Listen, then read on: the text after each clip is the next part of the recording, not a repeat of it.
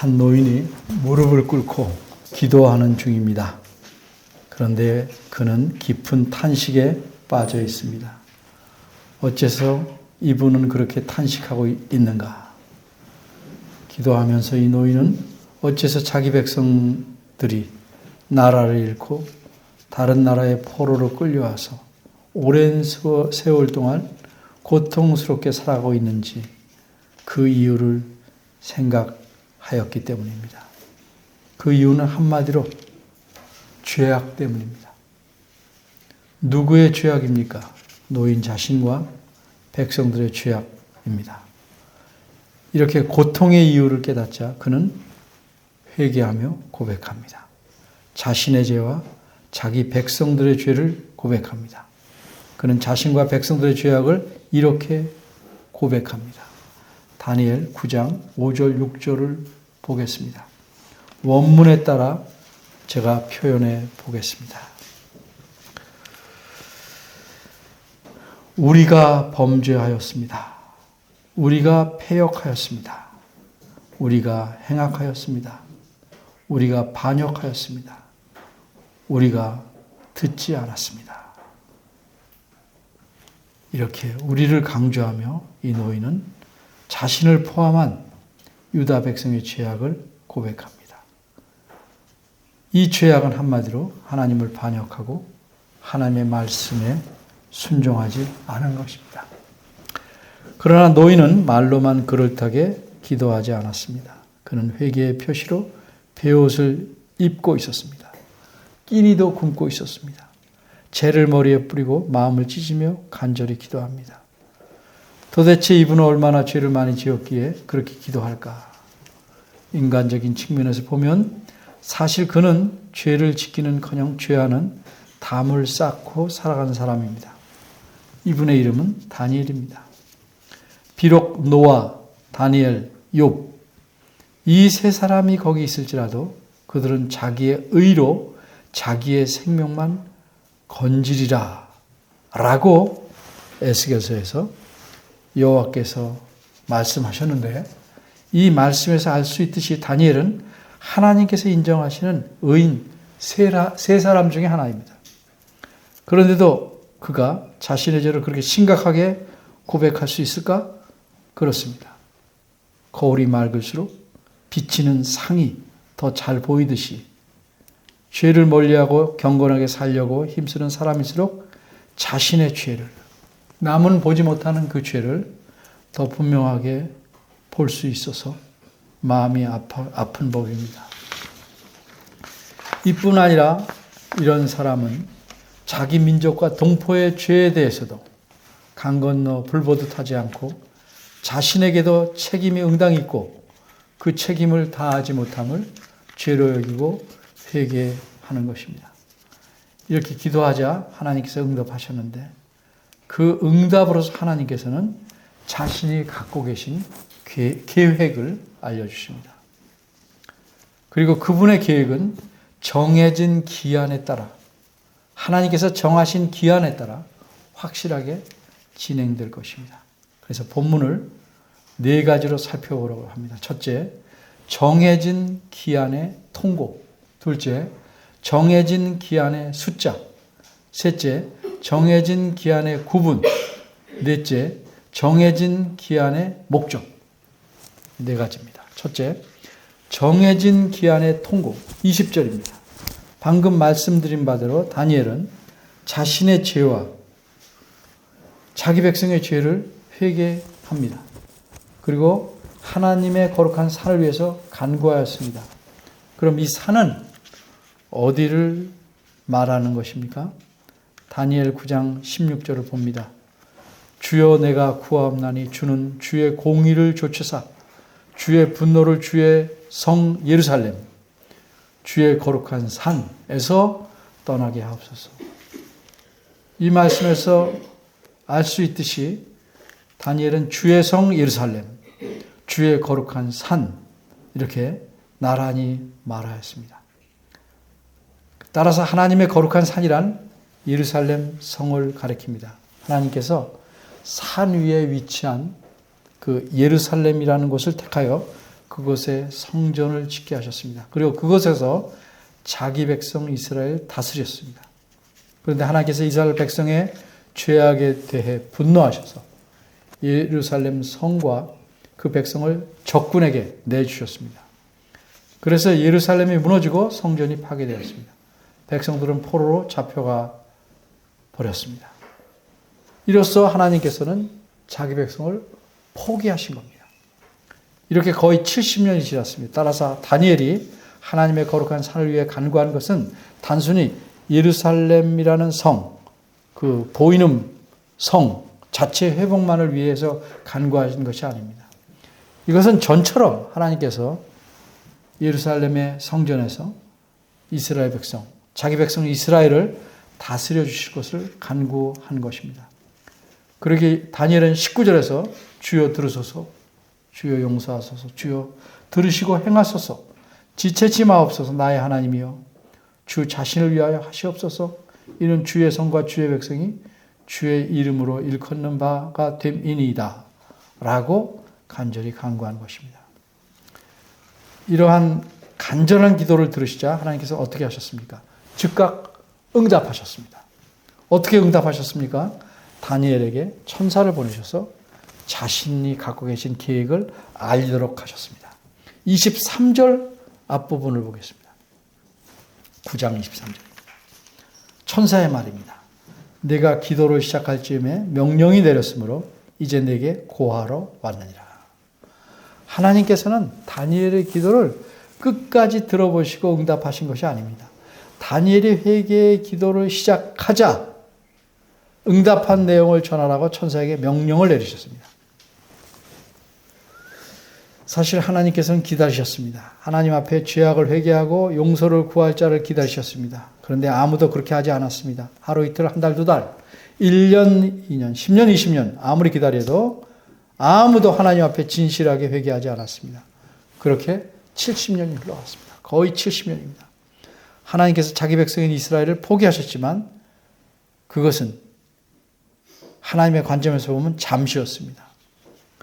이렇게 하신 것은 사실 그들을 고치시려는 방법이었습니다. 이것은 그들의 죄악에 대해 하나님께서 내리신 징계였습니다.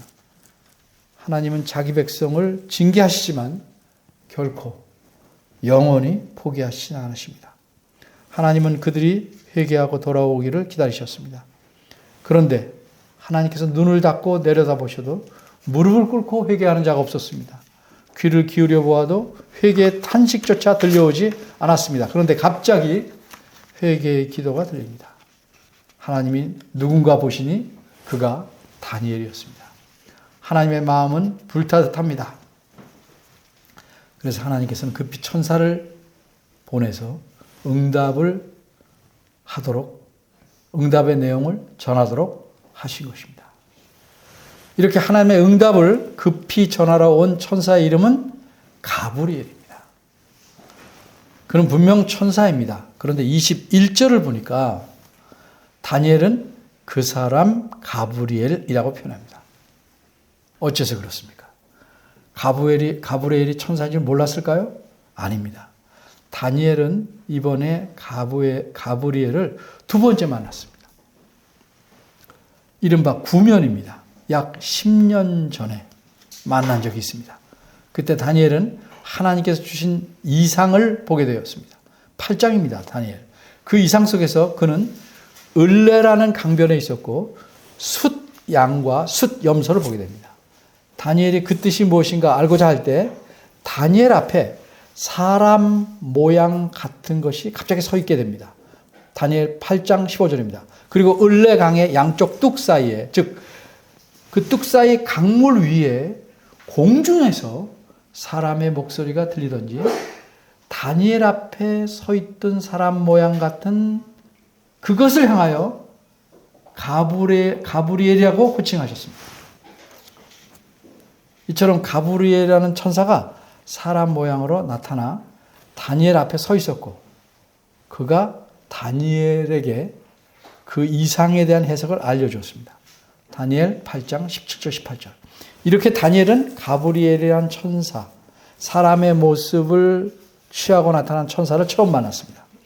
그래서 다시 나타난 가브리엘 천사를 가르쳐 21절에서는 이전 이상 중에 본 그 사람 가브리엘이라는 의미로 표현하는 것입니다. 이렇게 다니엘 앞에 다시 나타난 천사 가브리엘은 인간적인 표현을 쓰자면 숨이 턱턱 막히도록 급히 날아왔습니다.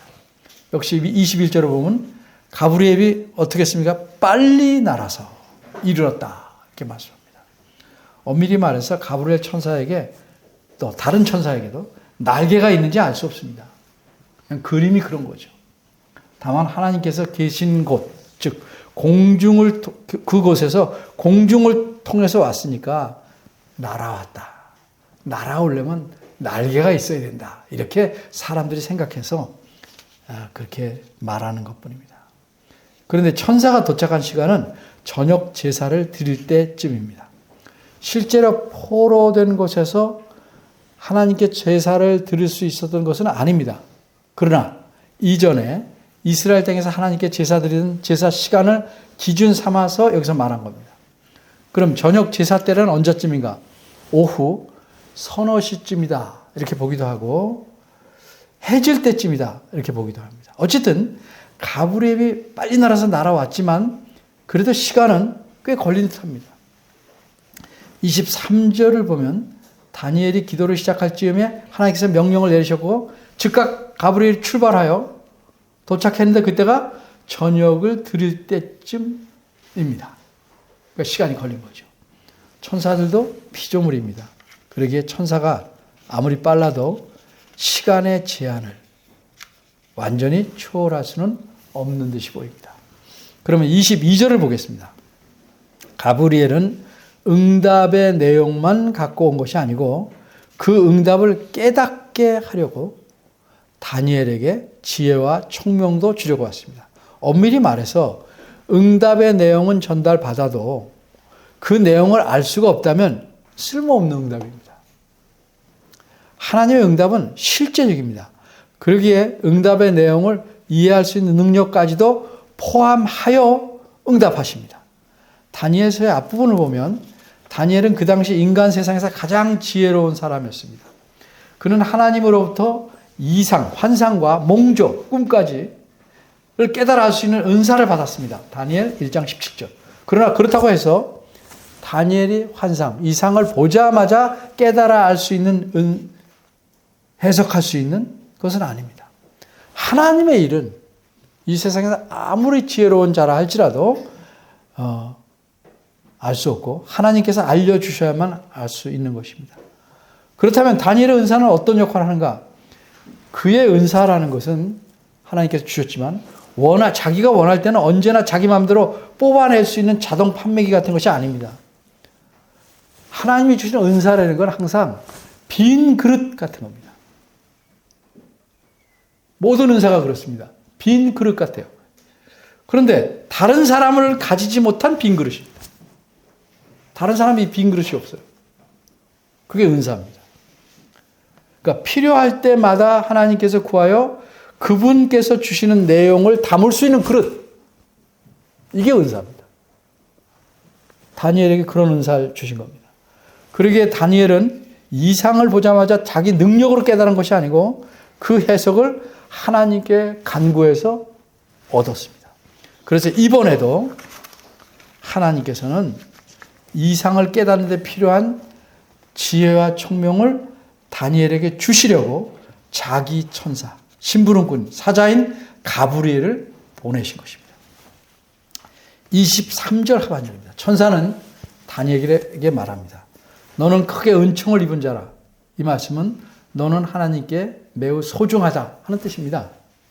이처럼 하나님께서 다니엘을 귀하게 보시고 사랑하시기에 그가 회개의 기도를 시작하자마자 하나님께서 응답하셨습니다.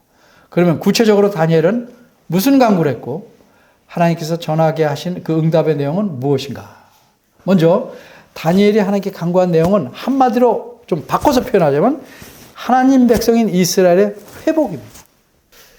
여기에 대해서 하나님께서 응답했습니다. 둘째 생각할 것은 정해진 기한의 숫자. 하나님께서는 이스라엘을 회복하시려고 기한을 정해 주셨습니다. 이게 응답의 내용이에요. 24절 전반절을 보면, 상반절을 보면 천사는 하나님 말씀을 이렇게 전합니다. 내 백성과 내 거룩한 성을 위하여, 그러니까 내가 위에서 기도하고 있는 백성, 또 그 거룩한 성을 위하여 70일에로 기한을 정하였다. 이렇게 하나님께서 정하신 기한은 70일에입니다. 그럼 70일에라는 기한은 얼마 동안의 기간일까?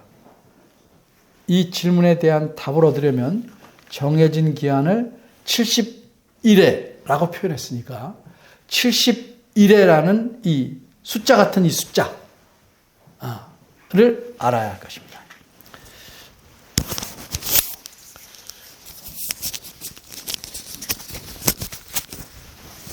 여기까지 조금 빠른 속도로 설교한 것은 이제부터 차근차근히 해야 여러분이 좀 더 잘 이해할 수 있을 것 같아서 시간 조절을 했습니다. 속도 조절을 했습니다. 먼저 생각할 질문은 70일이라는 표현이 실제 숫자인가?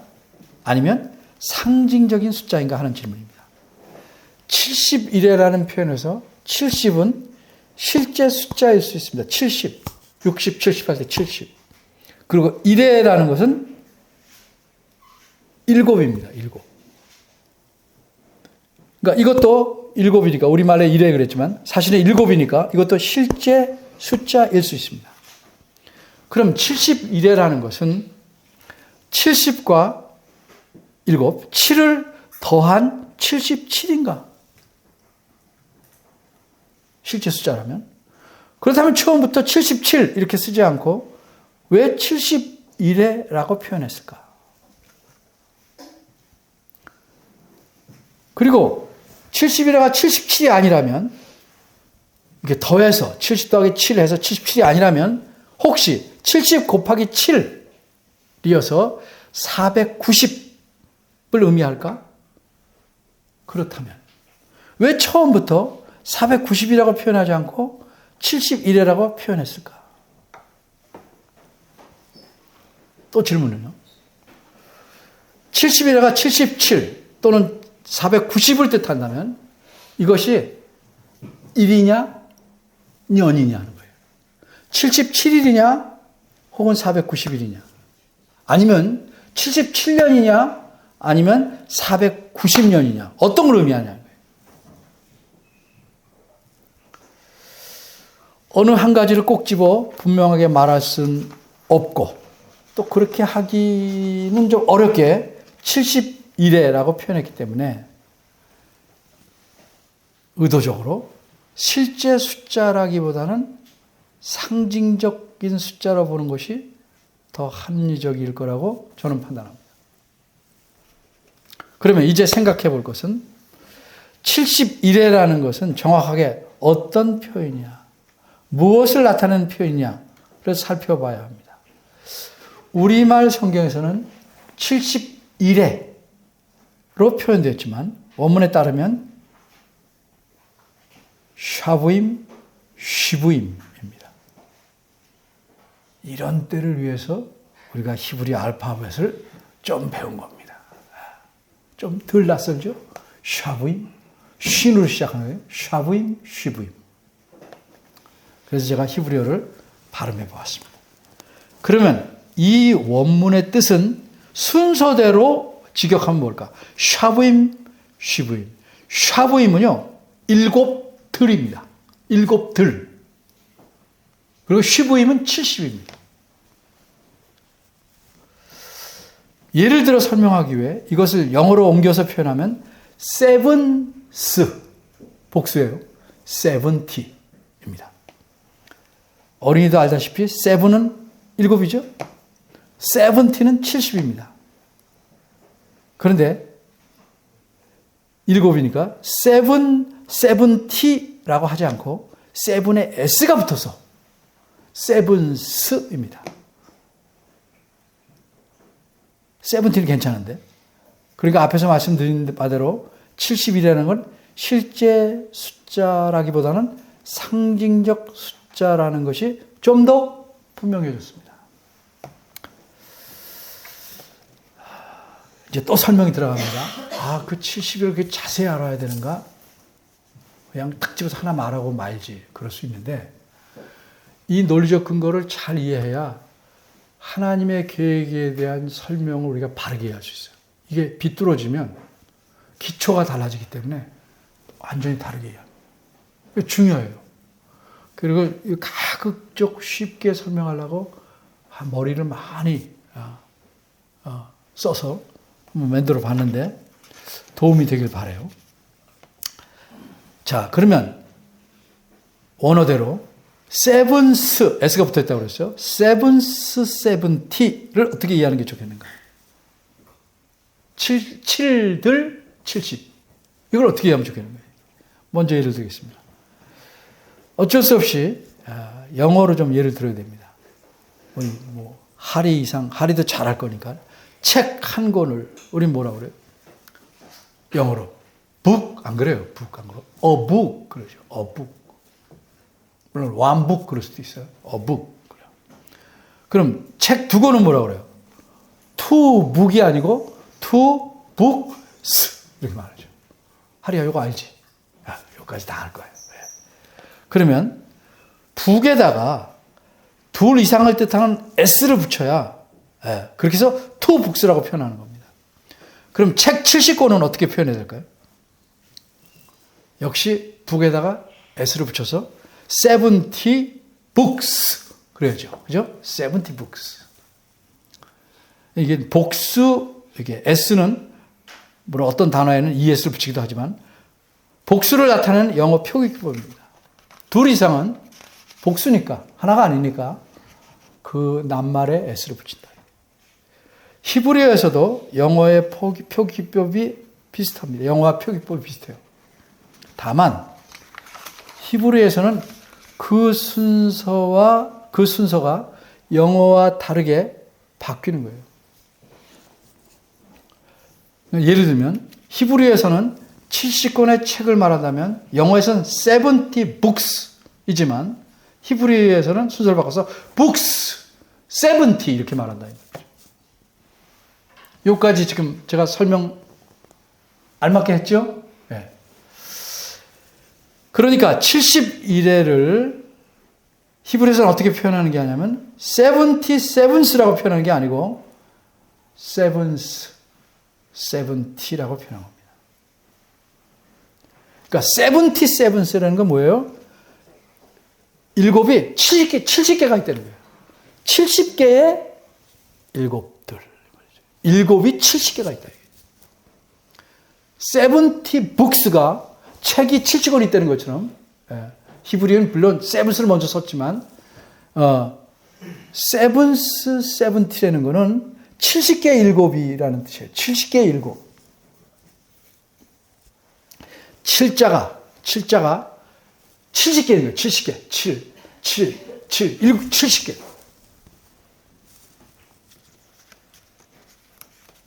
그래서 영어와 순서 바뀌어서 세븐스 세븐티라고 표현합니다.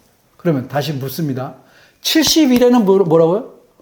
70일에는 70주간 한 주일이 아니고 7이 얼마 있어요? 70개 있는 거예요. 근데 영어도 다 70 weeks 이렇게 했어요. 70주간. 실제 수처럼 얘기했다. 왜? 번역하기 힘드니까. 그런데 다른 글자도 아닌 7자가 70개가 있다는 것이 어떤 뜻일까? 근데 이게 기한을 말하는 거예요. 7이 70개가 있는 건 기한이야. 기한을 표현하기를 7이 70개가 되는 기간. 사회마다, 문화마다 숫자에 대한 어떤 인식이 있어요. 예를 들면 우리는 좋아하지 않는 숫자가 뭐죠? 4 보통. 요즘 모르겠어요. 우리 시대는 다 4를 싫어요. 그 이유는 제가 찾아보진 않았지만 말하는 걸 들으면 그 4라는 숫자의 발음이 한문의 죽을 사자와 같아서 그렇다고 합니다. 그러니까 4를 안 써요. 그래서 어떤 엘리베이터 보면 4층 표시를 아예 4라고 안 하고 뭐라고 썼죠? F. 여러 번 봤어요. F.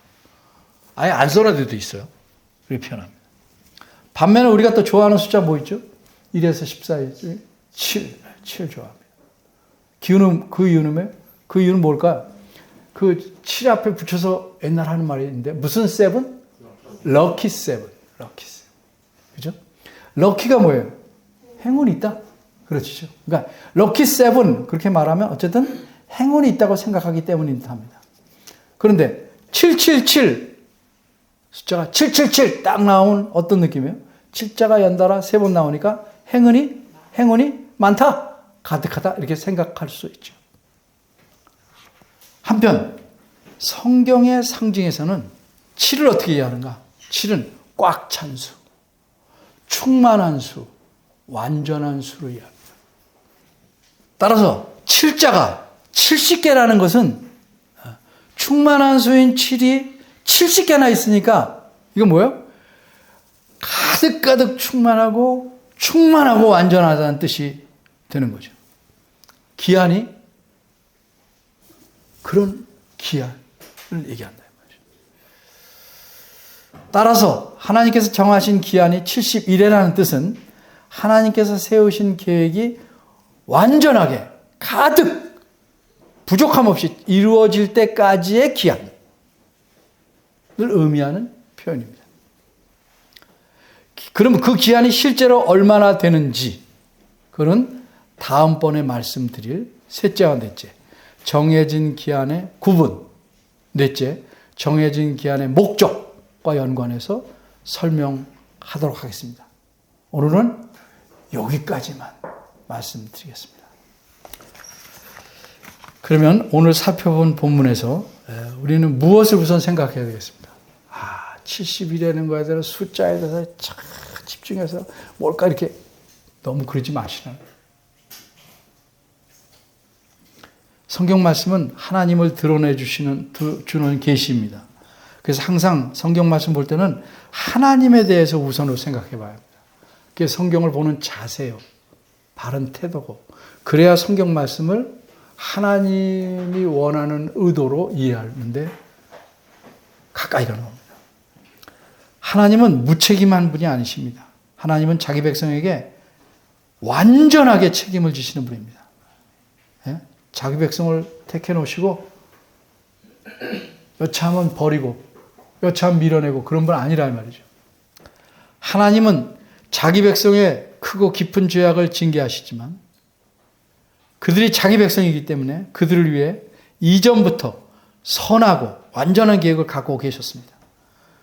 그래서 그 계획을 완전하고 충만하게 이루시기 위한 때를 정해 놓으셨고 그것을 다니엘에게 알려주심으로써 그리고 성경에 기록해 놓으심으로써 하나님께서는 다니엘에게도 위로를 주고 또 장차 이 성경을 읽는 하나님 백성에도 위로를 주시고 소망을 갖게 하시는 거예요. 더욱 신뢰하고 그분께서 행하실 일에 기대를 갖고 소망을 하도록 이런 기한, 정해진 기한이 있다는 것을 알려주시고 기록해 놓으신 겁니다. 이런 하나님이 자기 아들을 우리를 위해 이 세상에 보내셨습니다. 그리고 하나님은 우리의 아버지가 되셨습니다. 그분께서 우리가 잘 아는 것 우리 한 사람 한 사람을 창세전에 이미 아셨고 우리 각자를 택하시고 근데 우리 각 사람을 위해 계획을 갖고 계시고 우리 각 사람에 대해 무한 책임을 지십니다.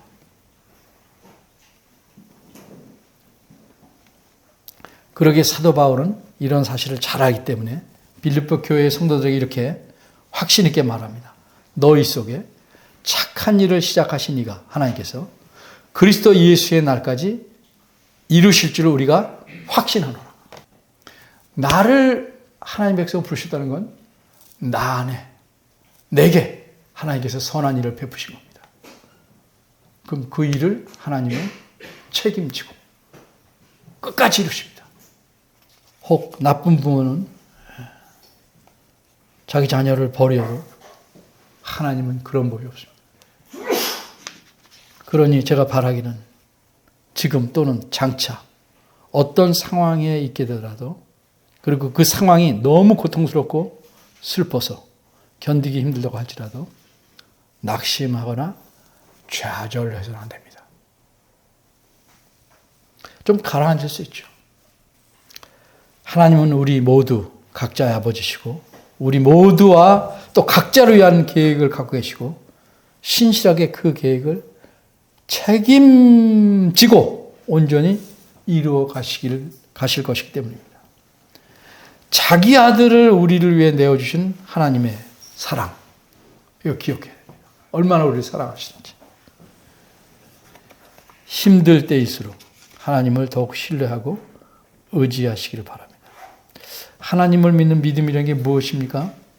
그 믿음은 눈에 보이지 아니하신 하나님을 바라보고 소망을 갖게 하는 힘입니다. 우리 안에 그런 믿음을 주셨으니까 이 믿음을 주신 하나님을 기억하고 더욱 의지하는 여러분이 되시기를 바랍니다. 기도하겠습니다. 은혜로우신 하나님, 우리 아버지 되심을 감사합니다. 우리는 우리 마음대로 살기를 원했습니다. 그러나 하나님께서 우리를 정하시고 택하셔서 정하신 때에 부르셔서 이 자리에 이르게 하셨습니다. 하나님의 놀라운 계획과 사랑을 흔들리지 않고 굳게 믿게 하시고 우리가 어떤 상황에 처하더라도 이런 하나님의 사랑과 아버지 되심을 기억하고 바르게 서서 주님을 찬송하게 이르는 그런 믿음의 사람들, 하나님의 자녀가 되고 싶사오니 주께서 도와주시옵소서. 예수님 이름으로 기도합니다. 아멘.